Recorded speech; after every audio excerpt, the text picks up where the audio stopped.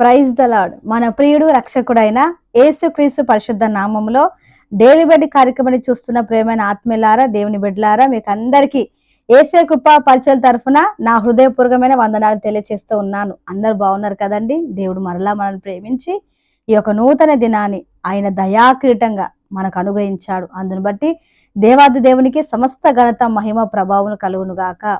మరి ప్రతిరోజు ఈ యొక్క దేవుని వాక్యం చేత పట్టుకొని మేము ముందుకు రావడం మాకు ఎంతో సంతోషంగా ఉందండి. మరి ప్రతిరోజు మందిరంలో ఉదయం సాయంత్రము ప్రార్థన జరుగుతాయండి. మీ ప్రార్థన విన్నపములు కామెంట్ బాక్స్లో పెట్టండి, మేము మీ కొరకు ప్రార్థన చేస్తాం. అలాగే మీరు కూడా పరిచయ కొరకు ప్రార్థన చేయండి. సరే అండి, మరి ఉదయకాల సమయంలో దేవుడు మనకి ఇచ్చినటువంటి వాక్య భాగం చదువుకుందామండి. దావీదు రాసిన కీర్తన 9వ కీర్తన 10వ చరణం నేను చదువుతున్నాను చూడండి. దావీదు రాసిన కీర్తన 9, 10, 10వ చరణం. యెహోవా, నిన్ను ఆశ్రయించు వారిని నీవు విడిచిపెట్టువాడవు కావు.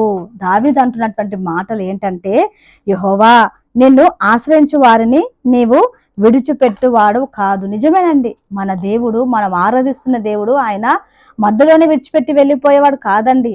ఆయన మీద ఆధారపడే వారిని, ఆయనను ఆశ్రయించే వారిని, ఆయనను నమ్మేవారిని, ఆయన వైపు చూసేవారిని ఆయన ఏమాత్రం విడిచిపెట్టేవాడు కాదండి. దేవుడు, మన దేవుడు నమ్మదగిన దేవుడు.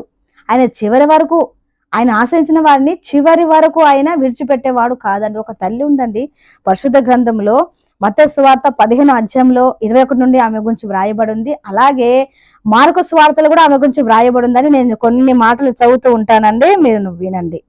యేసు అక్కడ నుండి బయలుదేరి తూరు సీదోనుల ప్రాంతములకు వెళ్ళగా, ఇదిగో ఆ ప్రాంతం నుండి కానాను స్త్రీ ఒకటి వచ్చి, ప్రభువా, దావీదు కుమారుడు నన్ను కరుణించుము అని మొరపెట్టుకుంటుందండి. ఏమని మొరపెట్టుకుంటూ? తూరు సీదోను నుండి, ఆ తూరు సీదోను అనే ప్రాంతం నుండి ఎక్కడికి వచ్చిందంట? యేసయ్య దగ్గరికి వచ్చిందనమాట.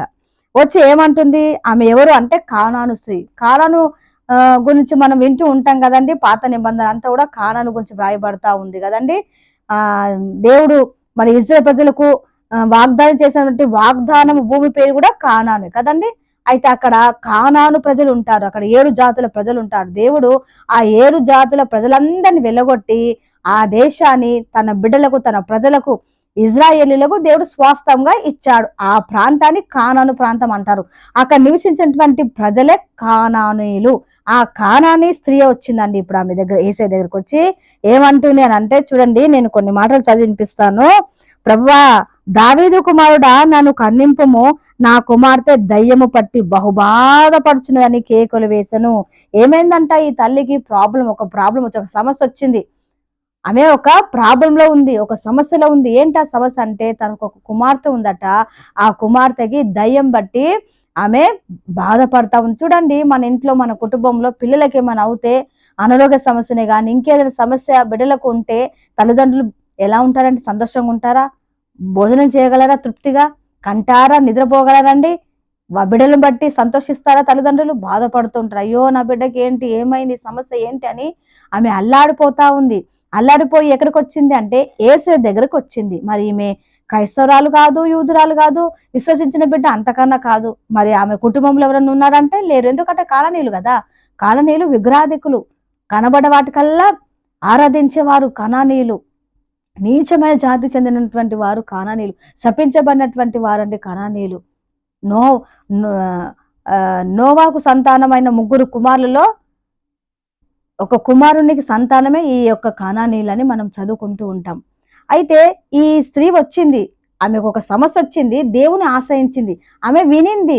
యేసయ్య చేస్తున్నటువంటి కార్యాలు, యేసయ్య చేస్తున్నటువంటి అద్భుత కార్యాలు ఆమె వినింది. విని విశ్వాసముతో యేసయ్య దగ్గరికి వచ్చిందండి. ఆయన ఆశ్రయించి కేకలు వేస్తా ఉంది, దావీదు కుమారుడా, కనికరించయ్యా, కరుణించయ్యా, నా బిడ్డ నాయనా, నా బిడ్డ దయ్యం బట్టి బాధపడుతుందయ్యా అని ఏడుస్తా ఉంది.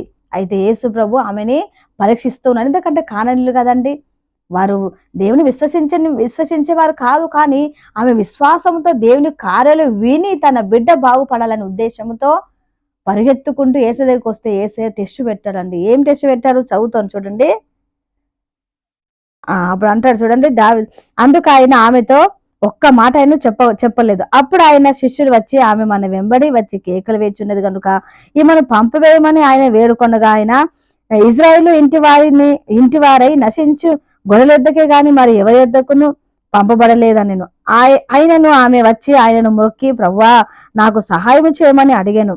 అందుకు ఆయన పిల్లల రొట్టె తీసుకొని కుక్క పిల్లలకు వేయట యుక్తము కాదని చెప్పగా ఆమె నిజమే ప్రభువా, కుక్క పిల్లలు కూడా తమ యజమాని బల్ల నుండి పడు ముక్కలు తినును కదా అని చెప్పాను. చూడండి, దేవుడు యేసయ్య మాట్లాడుతూ ఉన్నాడు.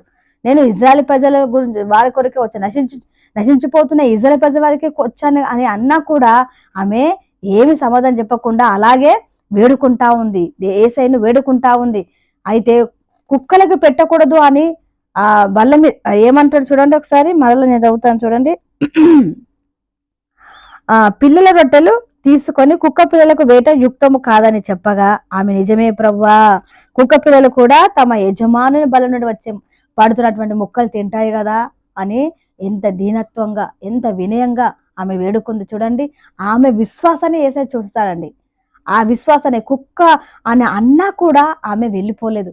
కొంతమంది ఏం చేస్తారండి, నన్ను అంత మాట అంటారా, నాకు వద్దు, స్వస్థత వద్దు, నాకు ఏమొద్దు అని చెప్పి వెళ్ళిపోతారు కదండి. కానీ కానా స్త్రీ చాలా మంచి స్త్రీ అండి. ఆమె అన్ని ఎరిగిన స్త్రీ, తగ్గింపు కలిగినటువంటి స్త్రీ. తన బిడ్డ ఎట్టి పరిస్థితుల్లో తన కూతురికి స్వస్థత పొందుకోవాలి, తన కూతురికి స్వస్థత జరగాలనే ఉద్దేశంతో ఆమె అలాగే మానక దేవుని వేడుకుంటూ ఆశ్రయిస్తూ ఉన్నప్పుడు దేవుడు విడిచిపెట్టలేదండి ఆమెని. దేవుడు ఆమెకి సహాయం చేశాడు. నీ విశ్వాసము ఏమని చెప్పాడు చూడు, లాస్ట్గా ఒక మాట చదివి ముగిస్తానండి. అమ్మా నీ విశ్వాసం గొప్పది, నీవు కోరినట్టే నీకు అవునుగాక అని అంటాడండి దేవుడు. ఆమె విశ్వాసం గొప్పది, నిజమే. యేసు ప్రభు ఆమెని పరీక్షించినా కూడా ఆమె ఎంత మాత్రం తగ్గకుండా పదే అడగడాన్ని బట్టి, కేకలు వేయడాన్ని బట్టి దేవుడు ఆమె విశ్వాసాన్ని చూసి, అమ్మా నీ విశ్వాసం గొప్పది, నువ్వు ఇక సమాధానంగా వెళ్ళిపో, నీ కూతురు స్వస్థత నొందుతుందని చెప్పినప్పుడు ఆమె సంతోషంగా వెళ్ళింది. మనం ఏం చదువుకున్నామని మన వాక్యంలో అంటే, యెహోవా ఆయన ఆశ్రయించిన వారిని ఆయన విడిచిపెట్టేవాడు కాదండి. దేవుడు మనం విడిచిపెట్టడండి. మనం అనుకుంటుంటాం సమస్యలు బట్టి, ఇబ్బందులు బట్టి దేవుడు మమ్మల్ని విడిచిపెట్టాడేమో, దేవుడు మమ్మల్ని మర్చిపోయాడేమో అని అనుకుంటూ ఉంటాం. కానీ దేవుడు మనల్ని విడిచిపెట్టేవాడు కాదు. ఆయన ఆశ్రయించిన వారిని తప్పక ఆయన విడిచిపెట్టేవాడు కాదు. చివరి వరకు ఆయన మనల్ని కాపాడి రక్షించి పోషించి సహాయం చేసే దేవుడు. హల్లెలూయా, హల్లెలూయా. దేవుని బిడ్డలారా, ఉదయకాల సమయంలో మనము ధైర్యంగా ఉండమని, మన దేవుడు గొప్ప దేవుడు, ఆయన మనం విడిచిపెట్టేవాడు కాదు. చిన్న ప్రార్థన చేస్తానండి. స్తోత్రము తండ్రి, మహోన్నతుడ, పరిశుద్ధుడ, నీకు వందనాలయ్యా. ఈ ఉదయకాల సమయం బట్టి నీకు స్తోత్రాలు నాయన. ఈ ఉదయకాల సమయంలో ఇదిగో డైలీ బడ్డీ కార్యక్రమం ద్వారా నీ పాద సన్నిధికి వస్తున్నాం తండ్రి. ఈరోజు నాయన మరి మీరు మాట్లాడినటువంటి నీ మాటలను బట్టి వందనాలయ్యా. నీ సన్నిధికి నేను ఆశ్రయించిన వారిని నాయన, నీ సన్నిధికి వచ్చిన వారిని నువ్వు ఎంత మాత్రం విడిచిపెట్టేవాడు కానని మేము తెలుసుకున్నాం ప్రభు. నిజమే తండ్రి. యేసయ్య కానాను స్త్రీ ఆమె ఎవరో నాయన ప్రభు యేసయ్య మీ గురించి విని విశ్వాసముతో నాయన నేను ఆశ్రయించినప్పుడు ప్రభువా ఆమె విడిచిపెట్టలేదు, ఆమెకు సహాయం చేశారు. ఆమె విశ్వాసాన్ని చూసి ఆమె బిడ్డను స్వస్థపరిచినట్టుగా ఈరోజు మేము తెలుసుకున్నాం ప్రభు. నీకు వందనాలు. ఈ యొక్క మరి మాట వింటున్నటువంటి ప్రియ బిడ్డలందరినీ జ్ఞాపకం చేసుకోండి అయ్యా ప్రభువా. తండ్రి నీకు స్తోత్రం. నేను ఆశ్రయించినప్పుడు ప్రభువా నాయన నువ్వు తప్పక సహాయం చేసే దేవుడవని వీళ్ళందరూ తెలుసుకొని అటు రీతిగా ప్రభువా ఆయన నీ వైపు చూచినట్లుగా, నీ పైన విశ్వసించినట్లుగా సహాయం చేయమని యేసు పరిశుద్ధ నామమును బట్టి ప్రార్థించి అడిగి పొందుకొని ఉన్నాము తండ్రి. ఆమేన్. అందరికి వందనాలండి. ఈ దినమంతా యేసయ్య విశేషమైన కృప కాపుదల మనందరికీ తోడై ఉండును గాక. ఆమేన్. Praise the lord.